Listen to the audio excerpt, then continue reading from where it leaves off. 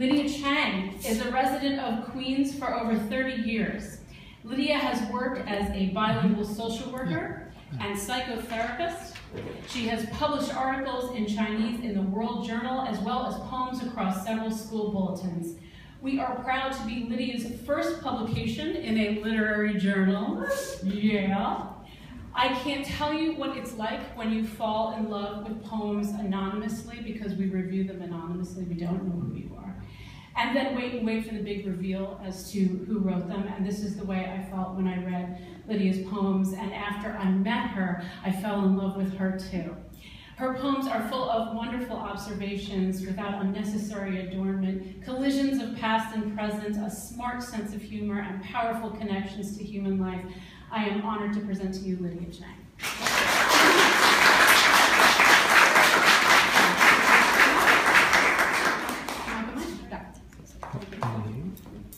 Thank you all for getting me being here.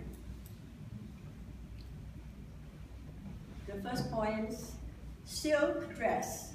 After Tiananmen Square, I walked out of an ancient Chinese drawing, wearing an ancient pink dress, printed with red peonies, all silk, whose silkworms were fed by young maidens' hands, whose cocoons were unwound by their hands, whose cloth was woven by their hands, whose flowers were embroidered by their hands, and stitches finished by their hands.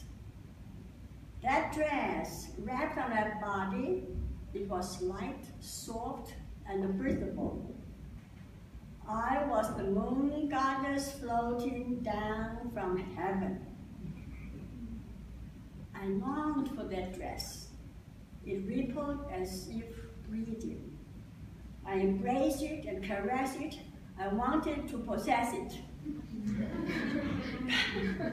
But I would have, but I looked and I saw, I smelled gunpowder on the dress, and I saw blood dripping from the hands that made it.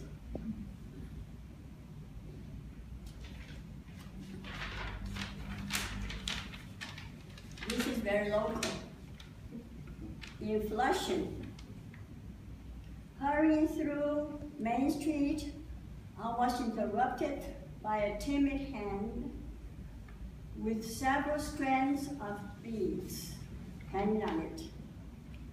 Turning my eyes from the hand to the face, I saw a woman with Chinese coat and pantalones. She was murmuring, "Check it out, miss."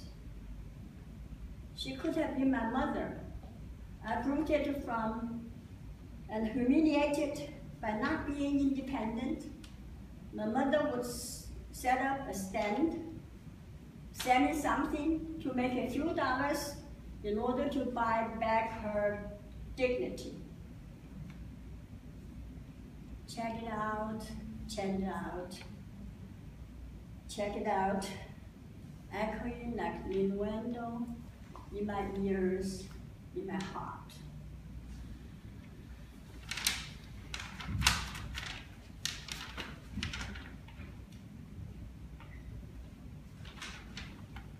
This is very personal. Corn on my toes. Sharply elevated, stubbornly hardened, slightly transparent, grain-sized corn on both little toes. Quite strategically grown, they cause me to limp, even when I wear my Gucci shoes. So I take up filing, using the $2.59 Flintstone file. I sit on my toilet cover, left foot resting on right knee, left hand grabbing the left feet. I fix my eyes on the left toe. If the corn has given me a hard time that day, I find it harshly, ferociously, and cold-blooded. From time to time, I take the file on the faucet handle. It gives me pleasure to see my own skin return to dust, dispersed in the running water like a balmy powder. I am dying a small, peaceful death. 1 month later, I feel the corn start to irritate me again. I was shocked and surprised, but somewhat relieved to see part of my body still growing.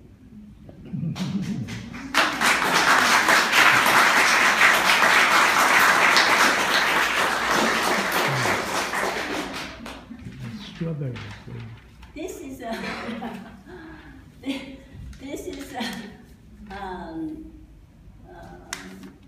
inspiration when I come here. I don't know, I entered the room and I started to itch my nose. So, resignation from strawberries. I walked 2 steps toward the Korean food store, begging for 2 full-bloom strawberries. $1.90 for each plastic container, the sales girl demanded. Timidly, I said, I only need the 2 strawberries. With my 2 fingers and the paper tissue pointed to my nose, I felt an arcade deep in my throat. My other hand patting my chest, I gasped, I'm allergic to strawberries. I resigned from the days when being pre-allergic. I stuffed myself with 1 apple a day, half a kilo of strawberries, still remained like a skinny monkey. I resigned from the day gulping half dozen peaches and 1 dozen plums.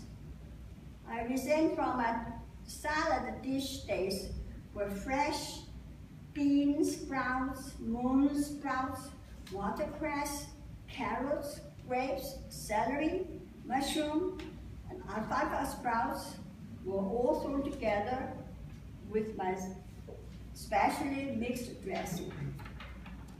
It all happened during one spring in April. After 2 months laborious work in our lawn, painting the fence, trimming maple trees, cutting the red tree down to stump, digging out dandelions, sowing new grapes, planting more tulips, and roses, and killing celery caterpillars. I was gazing admiringly at the first fall. My nose never started running, my eyes never stopped watering, and ear never stopped itching. And my whole body never stopped arching up and trembling with squeezing, especially after tasting anything fresh. What can I do with my life? I have already resigned from the days when everything was doubled by my 4-year-old daughter. Mei, you're a bad girl, I said. Mamita, you are doubly bad, she said. Mei, you are cute, I said. Mamita, you are doubly cute, she said. What can I do?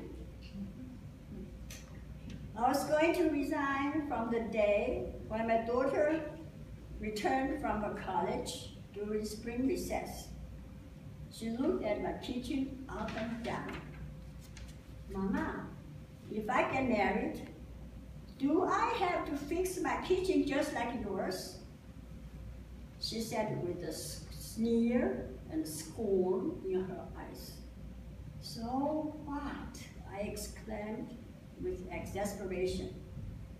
6 months after her wedding, I visited her in her new Cape Cod styled house.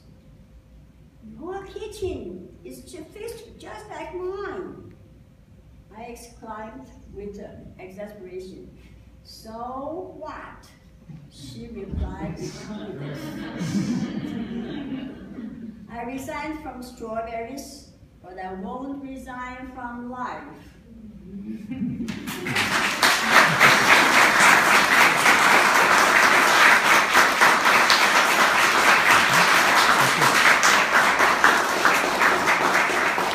Thank you so much, Lydia. There's no other way to say it. You're tremendous.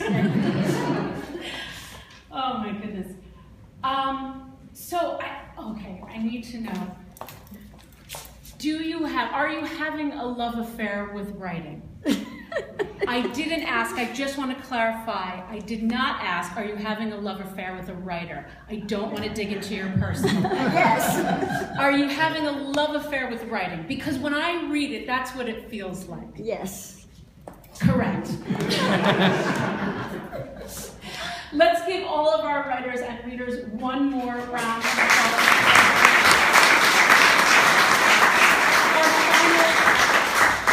Our final reader tonight